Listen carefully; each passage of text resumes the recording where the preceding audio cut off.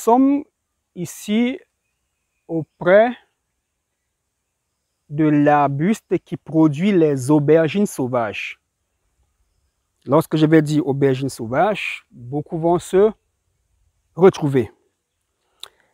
Et je reçois plusieurs femmes en quête de maternité, les femmes qui veulent tomber enceintes, qui commencent souvent par m'expliquer ce qu'elles ont déjà pris comme traitement à l'hôpital. Et c'est souvent des très bons traitements. Et parfois, elles ajoutent qu'elles ont déjà essayé un traitement traditionnel. Et lorsque je demande « Qu'est-ce que vous avez utilisé ?» Elles vont dire « Docteur, j'ai utilisé le 4 côtés. » Le 4 côtés, voilà, j'ai le nom scientifique, j'ai déjà fait des recherches. Le Tetrapleura tetrarepta, voilà son nom scientifique, le 4 côtés. J'ai utilisé le 4 côtés, docteur. Une copine m'avait demandé d'utiliser les aubergines sauvages. Et je suis là devant l'arbre, ou bien l'arbuste qui produit les aubergines sauvages. D'accord, voilà. Ce sont les aubergines sauvages.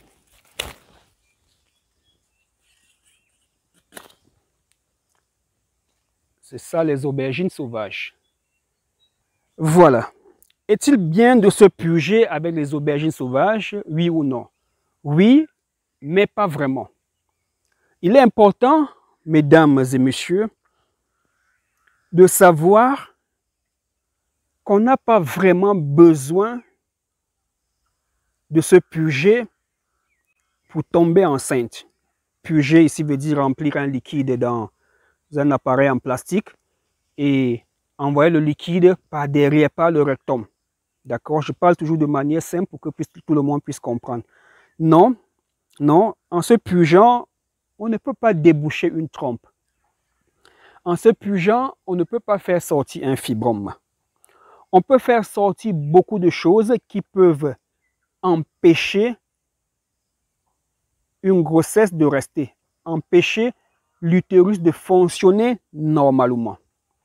Pourquoi je le dis?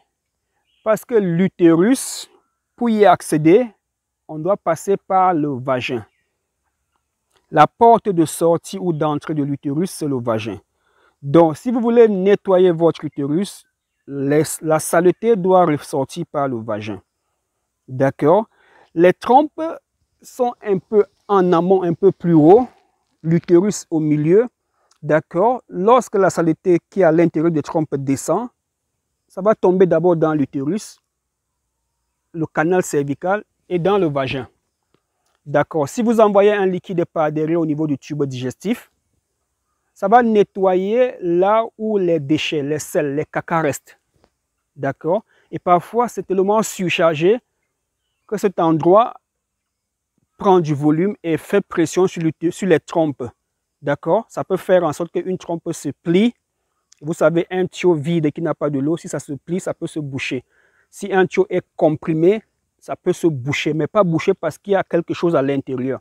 D'accord? Lorsque vous purgez et que le derrière, le gros intestin se libère, alors les trompes peuvent être à l'aise et l'intérieur, la lumière peut être normale et les spermatozoïdes pourront passer. Donc, dans les cas d'hydrosalpince, par exemple, présent d'un liquide dans les trompes, vous allez vous purger, ce liquide ne pourra pas sortir par l'anus, par derrière. Ce liquide doit sortir par le vagin. Voilà pourquoi nous conseillons les femmes à utiliser les ovules traditionnels que nous leur proposons afin de décanter cette situation d'obstruction tubaire, des adhérences, c'est-à-dire des choses comme des toiles d'araignée à l'intérieur de la trompe, ou encore d'une saleté ou bien d'un truc qui bloque la trompe. Ça peut être quoi? Vous avez déjà eu à nettoyer un poisson. Lorsque vous trempez ce poisson dans de l'eau pour rincer, cette eau ne peut pas être propre. Rincez dans plusieurs seaux d'eau, vous verrez toujours des petits trucs qui nagent à l'intérieur de l'eau. C'est la même chose. Donc, lorsque vous faites par exemple un accouchement, après l'accouchement, il y a beaucoup de sang, beaucoup de déchets, parfois des déchets du placenta. Si ces déchets ne sortent pas, ces déchets peuvent aller rester au niveau des trompes et bloquer les trompes. Donc, même l'accouchement peut être un facteur d'obstruction des trompes. Vous tombez enceinte, c'est bien beau. Vous accouchez, après l'accouchement, vos trompes sont bouchées. Vous verrez une dame dire, docteur, j'ai fait mon enfant sans problème, mais depuis là jusqu'à aujourd'hui, plus rien. On m'a dit que mes trompes sont bouchées. Oui, l'accouchement a été l'origine de l'obstruction des trompes. Ça peut être les menstruations. Vous pouvez avoir des règles en caillots abondants, d'accord? Et ces règles vont traîner à l'entrée des trompes et bloquer l'entrée des trompes. D'accord, on va parler d'obstruction tubaire proximale, proche de l'utérus, parce que la muqueuse utérine qui est remplie de sang, lorsqu'il n'y a pas de grossesse, ça se détache, ça sort sous forme de menstrues. Si ça fait des caillots, ces caillots peuvent boucher l'entrée des trompes. Et si ça dure, ces caillots de sang peuvent être, j'allais dire, peuvent faire des petites masses qui bouchent hermétiquement. Vous voyez? Donc, on a là une grossesse qui peut occasionner une obstruction des trompes. On a là une menstruation qui peut occasionner une obstruction des trompes. Ça peut être un avortement. Parce que lorsque des dames me disent, non docteur, j'avais fait cet avortement à l'hôpital. Non, faites-le à l'hôpital général ou au sous-quartier ici au village. Vous avez posé le même acte. Vous avez arraché de force. Voilà, si j'arrache ce fruit de force qui n'est pas encore mûr, là où j'arrache, j'ai détruit, j'ai pris un peu de cellules de la plante qui se retrouve ici. Donc, lorsqu'on fait une aspiration, on arrache de force, il y a toujours des risques de créer une lésion, d'avoir plutôt un utérus cicatriciel. Vous voyez? Et maintenant, lorsque vous faites un avortement, il y a beaucoup de sang qui coule. D'accord?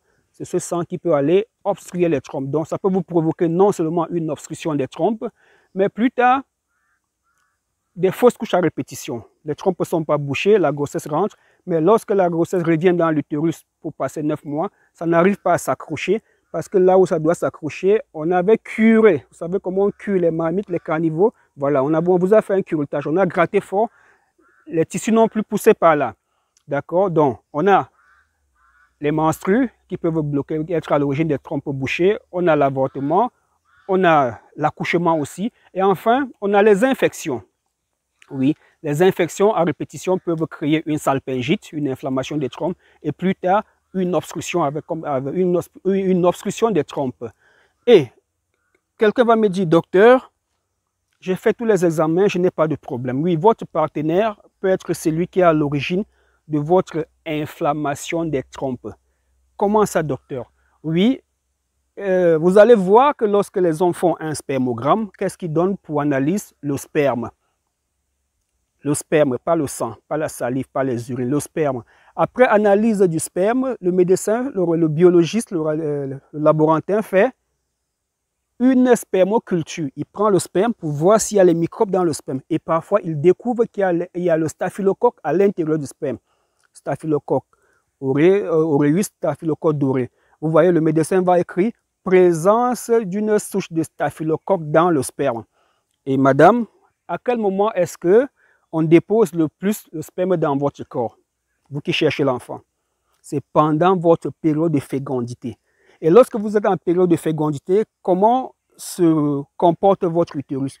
Le col de l'utérus est légèrement ouvert pour laisser passer les spermatozoïdes qui sont dans le sperme. Le sperme qui a les staphylocoques. Alors ce monsieur, il vous déverse chaque période d'ovulation du 12e au 16e jour des milliers et des milliers de staphylocoques qui quittent de son corps pour votre corps à travers son sperme.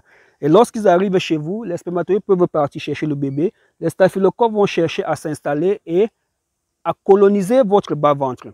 Donc, il est important pour ceux qui sont en couple, ou encore celles qui sont en couple, de faire des examens mixtes, un bilan complet. Monsieur doit faire un spermogramme, même s'il a déjà 10 enfants. D'accord? Et madame doit faire un prélèvement cervico-vaginal, PCV, et d'autres examens comme le chlamydia et bien d'autres. Donc, il était important pour nous de faire ce coq à l'âne afin de toucher les points sensibles qui vous empêchent toujours jusqu'aujourd'hui de tomber enceinte. Plus le temps passe, vous vous soignez, les choses semblent être plus complexes. D'accord? Ce n'est pas parce qu'un monsieur a 10 enfants qu'automatiquement il est en parfaite santé. Santé, gynécologie, bien sûr, qu'il a des spermes de qualité. Non, cela fera l'objet d'un autre entretien. Pour l'instant, on va passer à autre chose. Merci.